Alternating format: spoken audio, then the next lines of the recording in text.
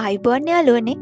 ඔයාලගේ මුහුණේ තියෙන අඳුරු ගතිය ඇරලා ලප කැලල් ඉවත් කරලා සම රන්වන් පාටක් කරගන්න පුළුවන් සුපිරිම ස්වභාවික ෆේස් පැක් එකක් ගැන තමයි අද වීඩියෝ එකෙන් අරන් ආවේ. කිසිම රසායනික ද්‍රව්‍යයක් නැතුව ගෙදරදීම ඉතාම ලේසියෙන් මේක හදාගන්න පුළුවන්. මේ ෆේස් පැක් එක හදාගන්න අපිට අවශ්‍ය වෙන්නේ ද්‍රව්‍ය 5ක් විතරයි. ඒ මොනවද කියලා බලමු. කඩල පිටි මේස හැඳි 2ක්. කඩල පිටි මගින් සම පිරිසිදු කරලා තෙල් ගතිය පාලනය කරනවා. වෙනිවැල් ගැට කුඩු තේ හැඳි 1ක්. වෙනිවැල් ගැට මගින් සමේ අඳුරු ලප ඉවත් කරලා සම පැහැපත් කරනවා. සුදු හඳුන් කුඩු තේ හැඳි 1ක්. සුදු හඳුන් මගින් සම සිසිල් කරලා කුරුලෑ සමනය කරනවා. මුදවපු කිරි හෝ යෝගට් මේස හැඳි 2ක්. යෝගට් මගින් සම මොයිස්චරයිස් කර මෘදු කරනවා. මී පැණි තේ හැඳි 1ක්. මී පැණි මගින් සමට ස්වභාවික දීප්තියක් ලබා දෙනවා. දැන් අපි බලමු මේක කොහොමද හදන්නේ කියලා. පිරිසිදු බෝල් එකක් අරගෙන ඒකට කඩල පිටි මේස හැඳි 2 එකතු කරගන්න.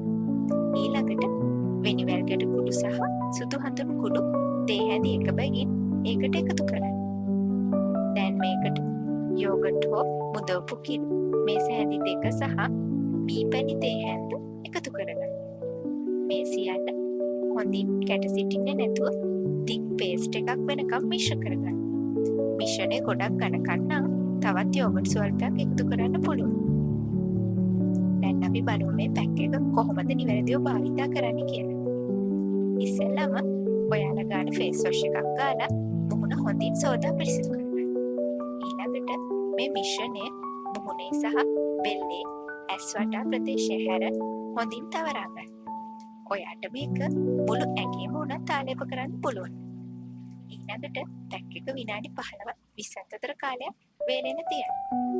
ඊට පස්සේ සාමාන්‍ය වතුරෙන් මුහුණ තෙතමාත්තු කරමින් වෘත්තාකාරව මෘදුව සම්පාදනය කරමින් සෝදා හරින්න.